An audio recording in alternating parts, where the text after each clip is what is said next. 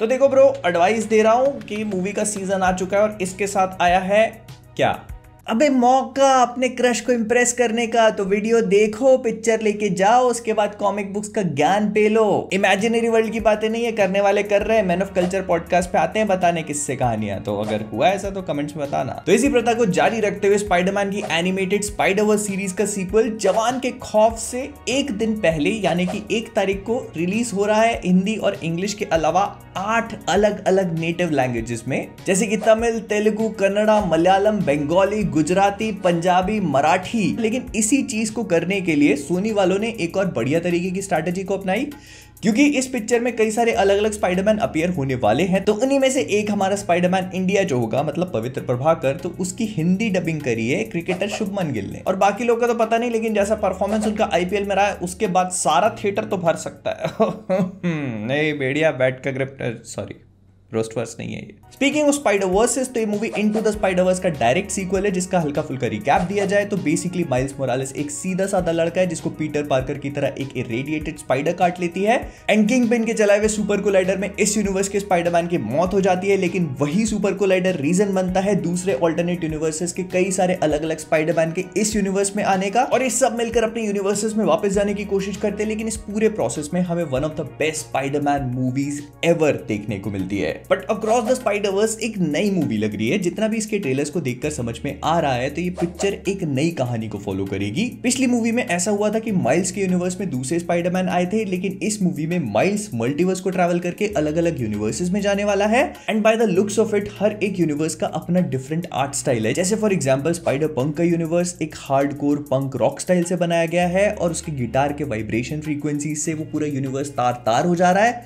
फिर इसके बाद स्पाइडर ग्वेन का यूनिवर्स पूरे पर्पलिश वाइब को कैरी कर रहा है। तो वहीं पे हमारे पवित्र प्रभाकर का मुंबई टन ग्रीन और ब्लू ह्यूज से बनाया गया है, जो ट्रैफिक की चे चे पे पे को हिंदी में लिख के दिखाएगा। मीनिंग इस मूवी का प्लॉट उतना सिंपल है नहीं। बेसिकली माइल्स अपनी जिंदगी में ऑलरेडी परेशान है, वो सुपर हीरोइंग और डे टू डे लाइफ से ऑलरेडी जूझ रहा है। लेकिन तभी उसकी जिंदगी में एक बार फिर से एंट्री होती है ग्वेन की, जिससे पे वो ऑलरेडी क्रशिंग कर रहा है और वो उसको लेके जाती है मल्टीवर्स की सैर पे। एंड यहां पर उसकी मुलाकात होती है अलग अलग स्पाइडरमैन से, जो मिलकर एक बड़े थ्रेट का सामना करने की कोशिश कर रहे हैं। अब वो थ्रेट क्या है हम लोग उस पर आगे बात करेंगे। लेकिन ये जितने भी स्पाइडरमैन हैं इसमें से सबसे पहले मिलने वाला स्पाइडरमैन है स्पाइडरमैन 2099 उर्फ मिगेल ओहारा। अब बेसिकली मिगेल ओहारा एक ऑल्टरनेट अर्थ को बिलोंग करता है ईयर 2099 में। अब क्योंकि ये फ्यूचर से आता है तो इसकी सारी की सारी पावर्स किसी मकड़ी के काटने से नहीं बल्कि जीन स्प्लाइसिंग का नतीजा है, मतलब जेनेटिक्स, जो इसको किसी भी स्पाइडरमैन की तरह super speed, super strength, super agility जैसी छोटी मोटी पावर्स तो दे ही देती है, लेकिन उसके भी ऊपर से इसके पास लंबे लंबे नाखून और लंबे लंबे दांत है वैम्पायर जैसे, और इस वजह से इसको काफी डरावना भी बना देती हैं। लेकिन ये सिर्फ दिखाने के नहीं है, इनके अंदर से लिटरली वेनम बाहर निकलता है, टॉक्सिन, किसी को काटेगा तो जहर छोड़ देगा उसके अंदर। इस मूवी में मिगेल की वॉइस हमारे मून नाइट भाई साहब ऑस्कर आइजैक ने दी है, और ऐसा लग रहा है कि इसकी और हमारे माइल्स की बिल्कुल नहीं बनने वाली,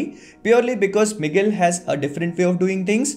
वो ब्रूटल है, रैश है, और मुझे लगता है इसका कारण बस यही है कि इसको अंकल बेन ने वो ग्रेट पावर और ग्रेट रिस्पॉन्सिबिलिटी का पार्ट नहीं पढ़ाया है। वैसे तो माइल्स को भी नहीं पढ़ाया, लेकिन ऐसा लग रहा है कि उसके सुपर हीरो का जो जर्नी है, जो उसका पाथ है, उसको यही लेसन लर्न करना पड़ेगा कि एक सुपर हीरो होने के पीछे का मतलब क्या है। आफ्टर ऑल माइल्स एक स्पाइडरमैन है, पीटर पार्कर भले ही ना हो, लेकिन ये मूवी उसी के ऊपर बेस्ड है और उसी की जर्नी को दिखाएगी कि वो कैसे अपने आप को फाइंड करता है। और इस चक्कर में हमें कतई बैडआस एक्शन देखने को मिलने वाला है, बिकॉज मिगेल ने अच्छी खासी स्पाइडर पीपल की आर्मी गैदर कर रखी है, जो एक सीक्वेंस में माइल्स को पकड़ने की कोशिश कर रही है, और उस पूरी सीक्वेंस में ऐसा लग रहा है कि माइल्स उनसे भाग रहा है बस। और वो पूरी सीक्वेंस देखने में इतनी बेहतरीन थी कि थिएटर्स में माइंड ब्लोन हो जाएगा।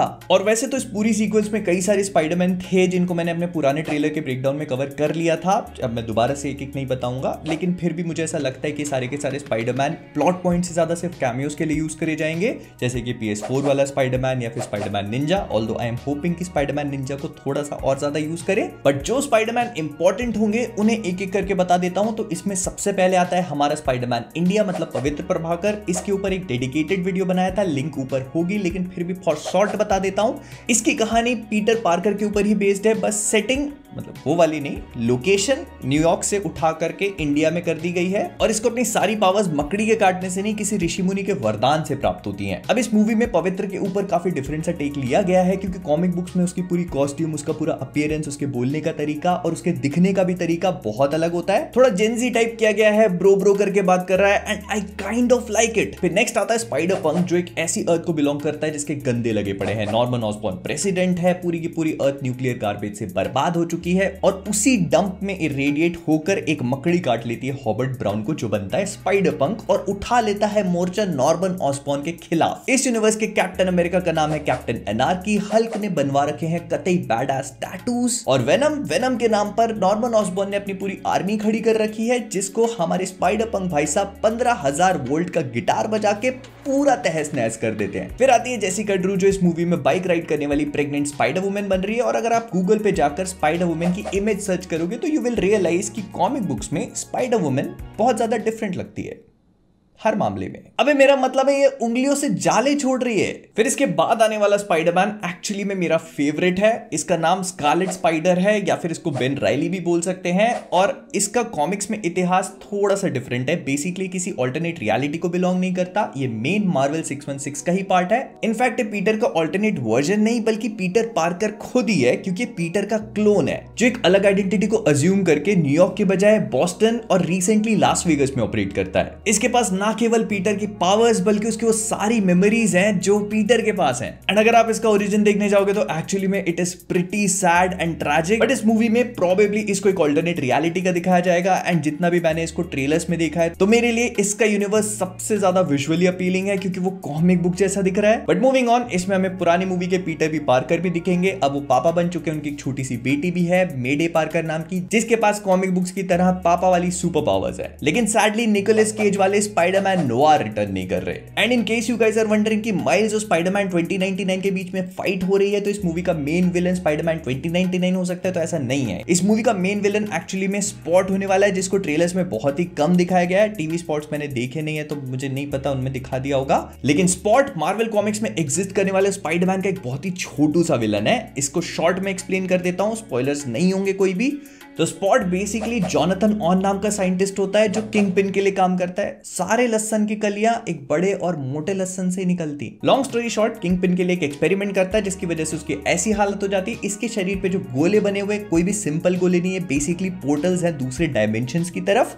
इसको मैंने लास्ट टाइम स्पाइडरमैन की एनिमेटेड सीरीज में देखा था। तो भले स्पॉट कुछ इंपॉर्टेंट ना हो लेकिन डेंजरस जरूर है। And speaking of TV spots, मैंने अभी तक एक भी नहीं देखे हैं और ये पिछले काफी लंबे टाइम से चल रहा है कि सिनेमा हॉल में घसीटने के नाम पर हमको टीवी स्पॉट्स पे टीवी स्पॉट्स दिखाए जा रहे हैं। पूरी की पूरी पिक्चर दिखा देते हैं और सोनी वाले तो ट्रेलर्स में अपनी पिक्चरों को दिखाना नहीं छोड़ते, तो टीवी स्पॉट्स क्या चीज है। बट देन अगेन वो देखना नहीं देखना आपके हाथ में है। I chose not to watch them, but फिर भी कुछ ना कुछ तो आ ही जाता है सामने, तो उससे मुझे कुछ कुछ चीजें समझ में आ गई हैं कि किस किस के कैमियो होने वाले हैं, किस किस के नहीं होने वाले हैं। मैं आप लोगों के लिए स्पॉइल नहीं करूंगा अगर आप लोगों ने नहीं देखा है तो, बट फिर भी इससे समझ में आ जाता है कि सोनी वालों ने अपने जितने भी एक्सटेंडेड यूनिवर्स है उनको भी स्पाइडरवर्स से कनेक्ट करने की कोशिश करी है। इनफैक्ट इस मूवी के एक डायलॉग में तो स्पाइडरमैन नो वे होम को भी इससे कनेक्ट कर दिया था, जब मिगेल ओहारा खुद ही बोलती है वो डॉक्टर स्ट्रेंज और पीटर के कांडों की वजह से तो एक बहुत बड़ा ब्लंडर होते होते बचा है। तो basically Sony is trying to connect everything everywhere all at once through Spiderverse. तो पिक्चर में काफी सटल और काफी सारे कैमियोज हो सकते हैं। फिर इसके बाद अगर इस बारे में बात करें कि इस पिक्चर को देखने के लिए आपको कौन कौन सी पिक्चरें देखना जरूरी है, तो सबसे पहले तो इनटू द स्पाइडरवर्स, क्योंकि ये मूवी उसका डायरेक्ट सीक्वल है। और इसके अलावा टेक्निकली आपको कोई भी मूवी देखना इंपॉर्टेंट नहीं है, लेकिन फिर भी अगर आप सेकेंडरी वॉचिंग के लिए देखना चाहते हो कि आपको सब कुछ ही देखना है तो वेनम देख सकते हो। और हाँ, स्पाइडरमैन नो वे होम भी,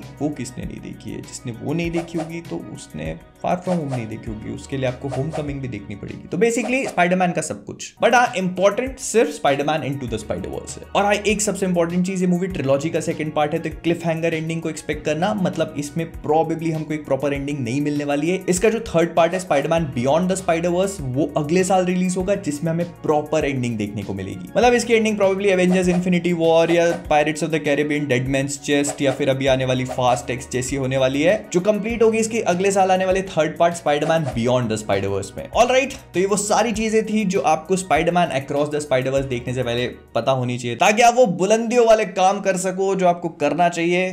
तो अगर आप नहीं कर रहे हो तो करो जाके। विद दैट बीइंग सेड, हम लोग इस वीडियो को यहीं पर आप करेंगे। पसंद है लाइक कर देना, शेयर कर देना, कॉमिक क्वेस्ट पे नए हो सब्सक्राइब करना मत भूलना। तो जाने से पहले कॉमिक क्वेस्ट से मैं हूं मोहित और आप सभी लोग मिलते हैं मुंबई 10 में।